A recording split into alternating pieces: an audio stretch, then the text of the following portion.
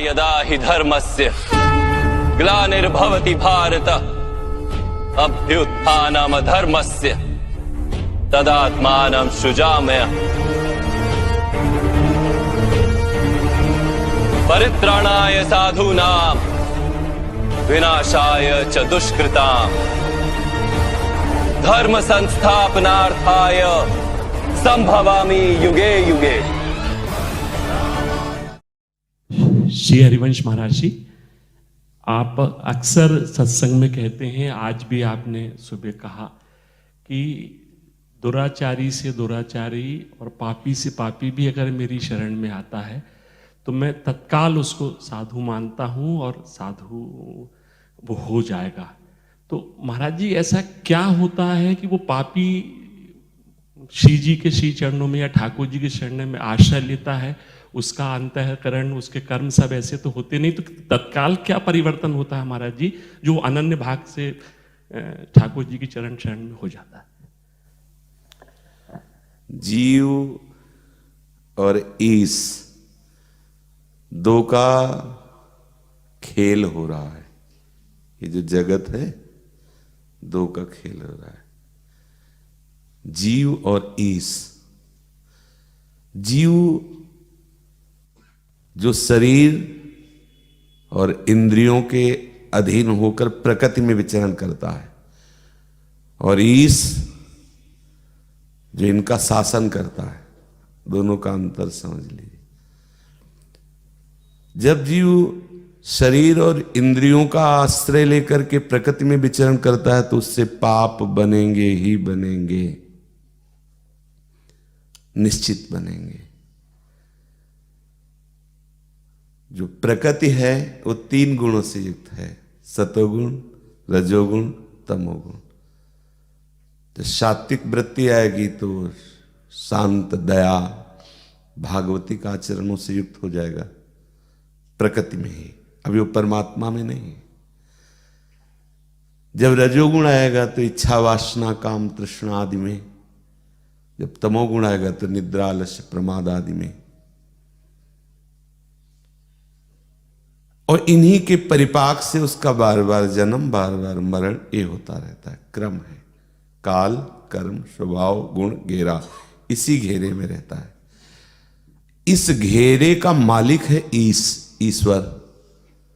वो प्रत्येक कर्म का साक्षी भी है। और दूसरी बात है, वो जीव का नित्य सखा है, दोस्त है, सुहृद, सुहृदम सर्वभूतानाम। हमसे हजारों गलतियां हुई, लेकिन यदि हम किसी शासक से विनय करें तो उसमें कानून चलेगा, लेकिन अपने यार से बात करें तो सुहृदम सर्वभूतानाम। प्रभु समस्त चराचर जीवों के सुहृद है। एकदम मुड़ा संत संग से, किसी घटना से, कोई ऐसी घटना घटी जैसे तितिक्षु ब्राह्मण की कथा आती, उसमें घटना घटी, उसका सर्वस्व नाश हो गया, परिवार वालों ने निकाल दिया, तब उसको विचार आया, ये कहां से आया? उसी नित्य सखा से प्रेरित होकर। उर्पेरक रघुवंश विभूषण, प्रभु जो प्रेरणा करने वाले हैं, कोई घटना देके, सत्संग देके, या अचानक वो ऐसे भी कर देते हैं बिना किसी कारण के। अकारण अहेतुकी कृपालु भगवान को कहते हैं, अकारण, बिना किसी कारण के। अब वो जो अहम का आश्रय लेकर शरीर और इंद्रियों से प्रकृति में विचरण कर रहा था जीव, अब वो मुड़ा कि हमारा नित्य सखा, हमारा प्रीतम केवल श्री कृष्ण है।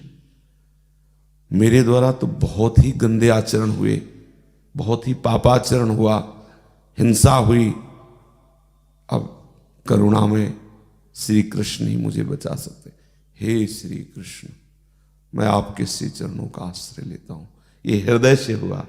जीव ही उसने हृदय से ऐसा विचार किया कि कोई मेरा सहयोगी नहीं, अब मुझे कोई नहीं बचा सकता, अब मुझे कोई सहयोग नहीं दे सकता, अन्य कोई आश्रय बचा नहीं, अब केवल श्री कृष्ण।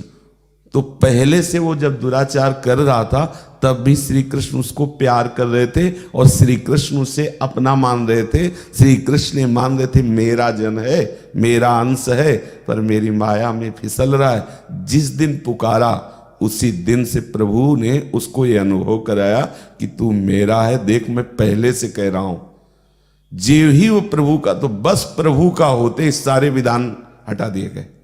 जो सरकारी कानून होता है ना, सारे कानून राष्ट्रपति ने माफ कर दिया, राष्ट्रपति राजी हो गया, तो सारे कानून जितना भी न्यायालय से हुआ था सब उसका निरस्त कर दिया गया। उसी समय वो साधु बन नहीं गया। अब वो कभी झूठ नहीं बोलेगा, कभी व्यभिचार नहीं करेगा, कभी हिंसा, ऐसा नहीं है। पूर्वाभ्यासवश वो झूठ भी बोल सकता है, पूर्वाभ्यासवश वो गलती के आचरण भी कर सकता है, पर अब उसकी दुर्गति नहीं होगी। अब उसे साधु बनाने का ठेका ठाकुर जी ने ले लिया, क्योंकि उनका आश्रय लिया। अब उनका कैसे साधु बनाना होगा, तत्क्षण बना देते हैं या कितना समय लेते हैं, पर ठाकुर जी कहते उसे मानो। साधु रे सब मंतव्य, ये जो मंतव्य है ये साधु के आगे नहीं लगेगा, क्योंकि साधु है, उसको तुम्हें मानो या ना मानो तो साधु, वो साधु नहीं है, इसलिए मानो। मंतव्य उसे मानो, प्रभु आदेश करते हैं, क्योंकि उसने मेरा आश्रय ले लिया है, अब मैं उसे साधु बना दूंगा। तत्काल प्रभु का जन, प्रभु का आश्रय लिया, बात हो गई। जैसे बिल्कुल अपवित्र आदमी है, लेकिन जीव ही गंगा जी में गोता लगाया, पवित्र हो गया। केवल गंगा जी में स्नान करते ही पवित्र हो गया। जैसे बिल्कुल पास में एक गंदा नाला बह रहा है जो आप छू नहीं सकते, बिल्कुल अपवित्र है, घृणा का, निरादर का पात्र है, लेकिन जीव ही धारा में आया तो आचमन और स्नान की योग्य हो गया। ऐसे ही अपवित्र, दुराचारी, घोर नायक, बिल्कुल नारकी जीव, जीव ही प्रभु का आश्रय लिया तो सुरसरी मिले सुपावन कैसे, ईस अनीसय अंतर जैसे। वो यद्यपि अपिचेसु दुराचार तो गंदा नाला है, वो सब कुछ बहा है, काम क्रोध लोभ मोह मद मत्सर सब, वो छूने लायक नहीं है। लेकिन प्रभु के पावन चरणों का आश्रय, गंगा जी चरणों से ही तो निकली, चरणों का आश्रय लेते, वो हृदय का आश्रय होता है। वो वाणी से भले न बोले कि हे श्री कृष्ण में, उसने जान लिया कि तपस्या होनी नहीं, भजन होना नहीं, जीवन पापाचरण में गया, हे कृष्ण मैं आपका, बस हो गया। अब उसकी जो यात्रा होगी वो वही होगी जो ऋषि मुनियों की होती है। ऐसा नहीं होगा कि वो बात बच्चापन से भजन में लगा है तो उस पर प्रभु की विशिष्ट कृपा, और ये पापाचारी रहा है, आज प्रभु की शरण में हुआ तो वो उसी गति को प्राप्त होगा जो दुर्लभ गति ऋषि मुनियों के द्वारा वंदनीय वांछनीय गति है, वही उसको प्राप्त होगी। बस भगवत आश्रय का यही तो चमत्कार है। प्रभु कहते मामेव ए प्रपद्यन्ते, कोई और शर्त नहीं इसमें रखा, मामेव ये प्रपद्यन्ते, तो माया मेताम तरंतिते, मेरी शरण में जो आ गया वो माया से तर गया, क्योंकि फिर जिम्मेवारी प्रभु की होती, फिर प्रभु संभाल देते। जैसे कितने वर्ष पुराना कसाई के घर का गड़ासा जो सरल जीवों की हत्या करता रहा है, किसी भी तरह स्पर्श करने योग्य नहीं है, वो छूने योग्य नहीं, इतना मलिन है वो, लेकिन पारस के एक सेकंड के स्पर्श से वो पूरा का पूरा सोना और देवताओं के आभूषण बनने योग्य हो जाता है। तो हमारे श्री कृष्ण के श्री चरणों का आश्रय पारस क्या है, असंख्यो पारस समानता थोड़ी, पारस तो एक प्राकृतिक मणि है और नीलमणि ये तो चिदानंदमय है। क्या इनके आश्रय से जीव जो मलिन आचरण करता रहा उसका उद्धार हो जाए, वो महात्मा हो जाए, वो परम पद में आरूढ़ हो जाए, तो कोई आश्चर्य की बात।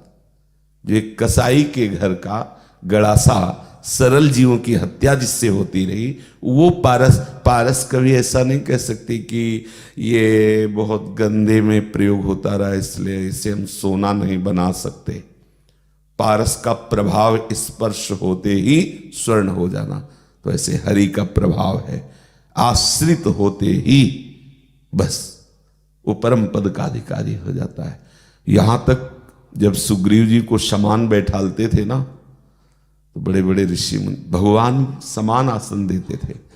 कौन सा तप था सुग्रीव जी का, कौन सा भजन था, कौन सा त्याग था। जेहि अग बधेऊ, अग माने पाप होता है, जिस पापाचरण के कारण बाली का वध किया, जेहि अग बधेऊ व्याध जिम बाली, सोई सुकंठ पुनि कीन कुचाली, सोई करतूति विभीषण केरी, सपने हो राम न तिंतन हेरी, जन अवगुण प्रभु मान न काऊ, दीन बंधु अति मृदुल स्वभाव। ऐसे हम थोड़ी कह देते हैं कि आप निश्चिंत रहो, आपकी भगवत प्राप्ति पक्की। भगवत प्राप्ति कोई खिलवाड़ है, जीवन मुक्त होना कोई खिलवाड़ है, लेकिन इनके बल पे कह देते हैं कि आपका बाना है, आपका प्रण है, आपका स्वभाव पता है और आपके प्रभाव को आपकी कृपा से जाना है, इसलिए कह देते तुम निश्चिंत रहो। जब जीव अपने स्वभाव से विवश है तो ईश भी अपने स्वभाव से विवश है। उमा राम स्वभाव जी जाना, सहज स्वभाव पर नवल किशोरी जी को मृदुता दयालुता कृपालुता की राशि है। हम अपने स्वभाव से नहीं विलग हो सकते तो ये अपने स्वभाव से कैसे विलग हो सकते। इन्हीं के स्वभाव और प्रभाव के आश्रय में हम कह रहे हैं कि हमें निश्चित भगवत प्राप्ति होगी। हम कह रहे हैं शरणागत जनों को कि आपको निश्चित भगवत प्राप्ति होगी। बस आश्रय, जैसे उस गंदे नाले में जो गंगा जी में गिरा उसमें इत्र नहीं मिलाना पड़ा, उसमें कोई सफाई नहीं करनी पड़ी, मंत्र उच्चारण नहीं करने पड़े, हरिओम मां पवित्रा पवित्रो वा सर्वावस्थांग ना, वो बस ऐसे मिला, मिलते जितना मिला परम पावन पवित्र गंगा जल हो गया, यमुना जल हो गया। बस ऐसे ही अब ये तो गंदा नाला था ही, लेकिन जीव गंदा नाला नहीं था। वो हरि की धारा से निकला हुआ पूर्ण पवित्र, कभी भी अपवित्र ना होने वाला, केवल अपवित्र को पकड़े था। आज उस अपवित्र को छोड़कर परम पवित्र पुण्य श्लोक अपनी महिमा में जो अच्युत हैं, हरि का आश्रय ले लिया। हो गया, हरि का तो था ही वो। जीव कौन है? ममैवांशो जीव लोके, मेरा अंश वो हरि का तो था ही, हरि का तो है ही, हरि का तो रहेगा ही। उसने अपवित्रता को पकड़ लिया था। जैसे हाथ में हम कोई दुर्गंध युक्त वस्तु लिए हो तो हमें लोग देखते ही गंध आएगी दुर्गंध और कहेंगे बहुत गंदा है, फेंक दिया।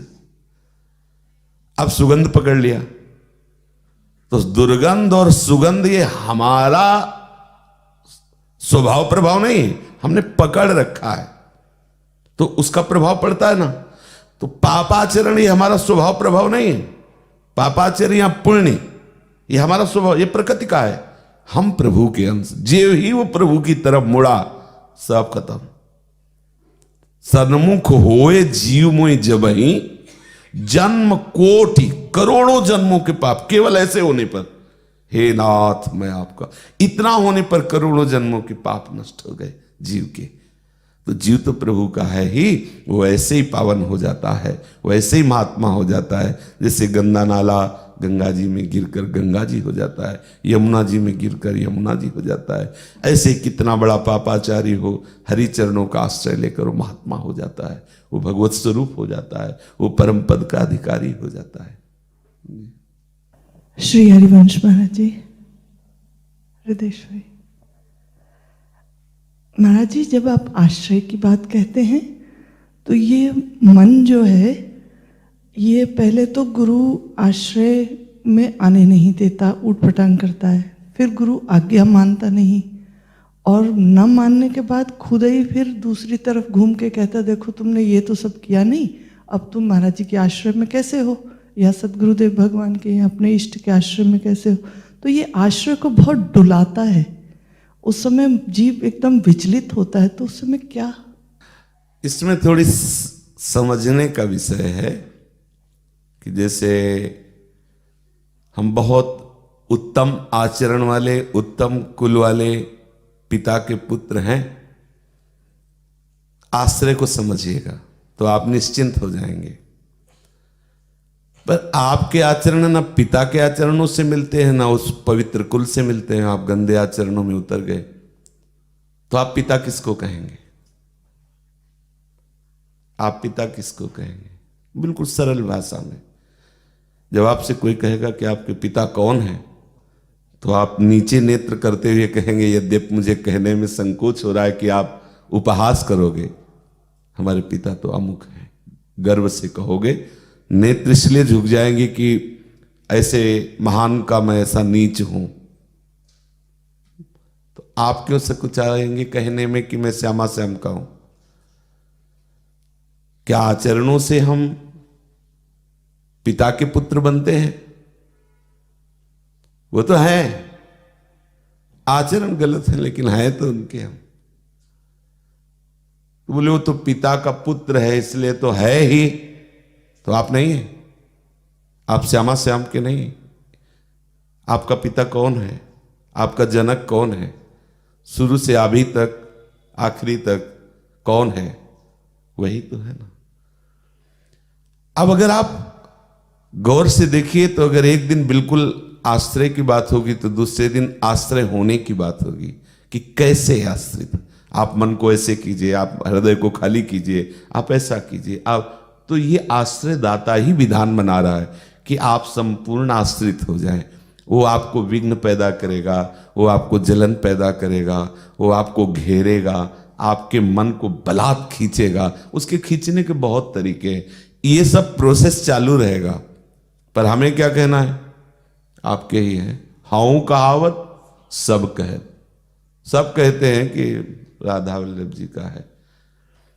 जिस दिन आपने वो वीडियो भेजा गोविंद कुंड का, तो उनका राधा वल्लभ जी के वो जो महाराज उनके पास से आए हो, एकांत में एकदम रोना आया कि प्रभु देखो इस बात की, आप देखो आपकी इज्जत हमारी जीवनी से मिल गई। अब आपका संबंध सब कहने लगे हैं कि राधा वल्लभ जी का है। बस इतनी बात, हम इससे बढ़कर हमारे लिए कोई बात नहीं होगी। हमें कोई ये कहे कि राधा वल्लभ जी का है, बस अब हमें कौन सी सिद्धि मिलनी है, इससे बड़ा कौन लाभ मिलना है, क्योंकि इनसे बड़ा कोई है नहीं। और इतने बड़े से सीधे परिचय हमारा हो गया। हम कहें राधा वल्लभ जी के हैं, चलो ठीक है, लेकिन दूसरे कहते हैं ये राधा वल्लभ जी का है, बस ये हो गया। जिनके हम आश्रित हैं उनके बहुत हाथ हैं, बहुत हाथ हैं, वो संभाल लेंगे हमें। विश्वास करना, आपको चैन से नहीं रहने देंगे। मन विपरीत, सब पिता की आज्ञा ही थोड़ी मानते हैं, पिता के प्रतिकूल भी तो चलते हैं बच्चे। पर जब कोई केस आएगा, क्या नाम तुम्हारा? बोले अमुक। तुम्हारे बाप का नाम आएगा ना? अब बाप है राष्ट्रपति, अब न्याय में तो आई जाएगी, समस्या आ जाएगी। अनुलिख्यानंताम पे तदपराधान मधुपतिर, ये इस पर आप आइए। अनुलिख्यानंतान पे, अनंत अपराध लिखे, शरणागति। जो और कुछ बोले बोले, आप इस पर विश्वास कर लेना। यद्यपि अपराधी हैं, न्यायालय में पेश किए जा सकते हैं, लेकिन जब बाप का नाम पूछा जाएगा तो हिसाब किताब करने वाले का होश उड़ जाएगा। इनके हैं, श्यामा श्याम के हैं, श्यामा श्याम के हैं, पर हमसे गलत आचरण हो गए हैं। हम स्वीकार करते हैं, जहां चाहो वहां में दंड दो, जैसे चाहो। है इनके, इस पे संशय नहीं, सच्ची मान लेना है इनके। इस बात के कारण सब बातें फीकी हो जाएंगी और फाइनल में आ जाएगा हृदयेश्वरी। इसमें कोई संशय नहीं। मतलब पुनः विचार करके बताइए इस विषय में। नहीं महाराज जी, इसमें संशय नहीं। बस पड़ी रहो इसी बात को लेके जी, इसी बात को लेके पड़ी रहो। कितने भी बड़े पवित्र आचरण हो, कितना भी जितेंद्री हो, हमारे ठाकुर को अधीन नहीं कर सकता। और हमारा सीधा संबंध गुरु प्रदत्त। एक पंडित आता है ब्याह में, हम जानते नहीं कि वो है कि नहीं पंडित। भाई हमने जब से गर्भाधान हुआ तब से अब तक के उसके संस्कारों का हमें ज्ञान तो है नहीं, लेकिन हम मान लेते हैं कि वो पंडित है और वो कुछ मंत्र बोलता है, उसका अर्थ भी नहीं जानते, पर हम स्वीकार कर लेते हैं कि ये हमारा वर है, ऐसा है। पंडित उसका साक्षी होता है, ब्राह्मण अग्नि ये साक्षी होते हैं। श्रीधाम वृंदावन जैसी पावन भूमि, इसमें कोई संशय नहीं, इसमें जानने की जरूरत तो है नहीं। तुम क्या जान पाओगे, बड़े बड़े नहीं जान पाते। ऋषि मुनि गए हार जपे जा राधे राधे। अब महात्मा है कि नहीं ये बिल्कुल ठीक वैसी बात कि वो पंडित है कि नहीं, पर हम मान लेते हैं, तो आप मान लीजिए।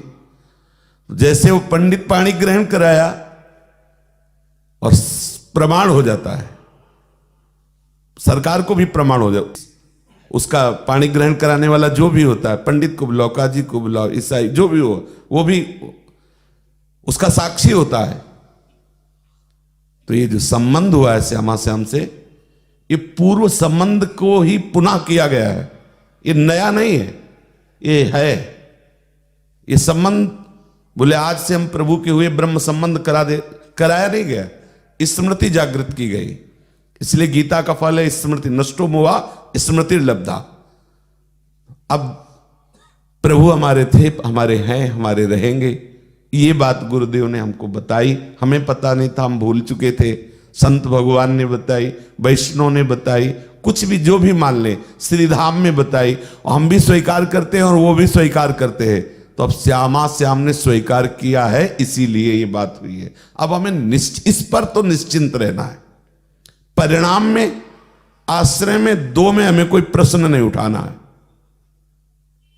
बुरे हैं स्तवन नहीं करते, विपरीत है पर इनके है, ध्यान देना, यह आखिरी बात है इस आश्रय की।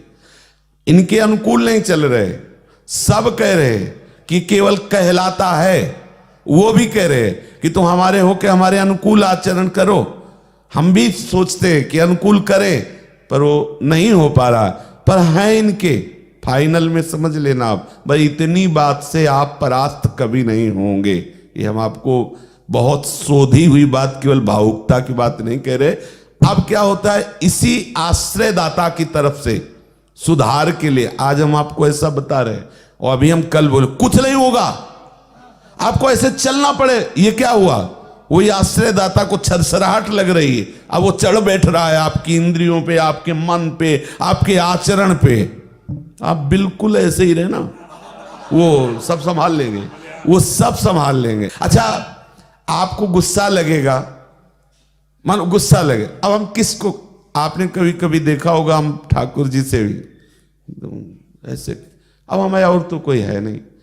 अगर हम दुलार करके रोएंगे तो इनसे, और लड़ेंगे तो इनसे लड़, क्योंकि अब हम और कोई नहीं है। हृदय से लगाया और गुस्सा आए तो इन्हीं से, प्यार तो इन्हीं से, गुस्सा तो इन्हीं से, बुरे तो इनके, भले तो इनके, बस हो गया, आप मान लेना। अच्छा, अब सिद्धांत की बात, बुराई की सत्ता नहीं है, बुराई की सत्ता नहीं है। कैसी सत्ता, हमने पापाचरण किया स्वप्न में, पूरे सैकड़ों महात्माओं को मारा, हजारों गौओं को मारा, खूब चोरी, व्यभिचार, गंदे सब आचरण हुए, और जब जगे तब कौन सा उसके ऊपर कानून लागू होगा? है कोई सरकारी कोई भी कानून उसके लागू? बस वो जो स्वप्न में अपवित्र आचरण करता रहा, वो उसको ग्लानि रहेगी कि कैसा गंदा स्वप्न आया, कैसी भूल भरी बातें आती रही, लेकिन अपराध तो लागू नहीं होगा ना। सत्य मानना, जिस दिन आप भगवान के आश्रित होगे, प्रियालाल के आश्रित अंदर से होगे, ये पद्धति लागू होगी। ये जितना भी अभी तक हुआ है सब स्वप्न में हुआ, इसका कोई अहम त्वाम सर्व पापेभ्यो मोक्षयिष्यामि मां सुचा, समझ लेना। उमा का हूं मैं अनुभव अपना, सत हरि भजन जगत सब सपना। जगत सब, आपने कहा कि ये शुभ शुभ आचरण है, तो जगने पर वो मिथ्या हुआ है, ये भी ध्यान रखना। स्वप्न में अगर भ्रम हो गया कि अब जग गए तो उसमें चाकू मारी जाएगी तो रोओगे, उसमें लगेगी, वो तो जगने पर मिथ्या होगा। तो जगो, जगना क्या है? जाने तवै जीव जग जागा, जब सब विषय विलास विरागा।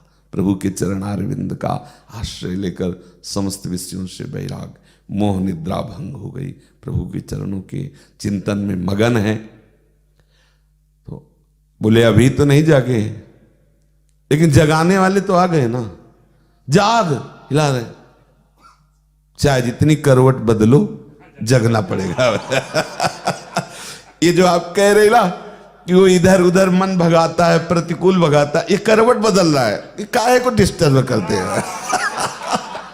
लेकिन अब ड्यूटी लगा दी, सेवा लगा दी ठाकुर जी लेके, जगाओ तो माइक लगा के जगाओ, जाओ जाओ। अब उसको सोने तो दे नहीं रहे। स्वप्न में वो जो नाना प्रकार के मनोरथ देख रहा, अब नहीं, अब मनोरथ, अब तो बढ़ो श्री जी की तरफ, घेर करके हर वो आश्रय, हर वो रास्ता काट दिया ठाकुर जी ने। अब गुस्सा से या प्यार से जैसे भी बढ़ेंगे, अब एक ही रास्ता रह गया है, ये आप चिंता न करें। भगवद आश्रय में बहुत बल है, और भगवान की जो विश्व मोहिनी माया है, ये जो भगवत विमुख जन होते हैं उनके लिए विकराल है, और जो भगवत सन्मुख हो जाते हैं उनके लिए माँ है। ये माँ की तरह दुलार करती है, ये बंधन नहीं डालती है, ये दुलार करती है। इसलिए आनंदित रहिए जी।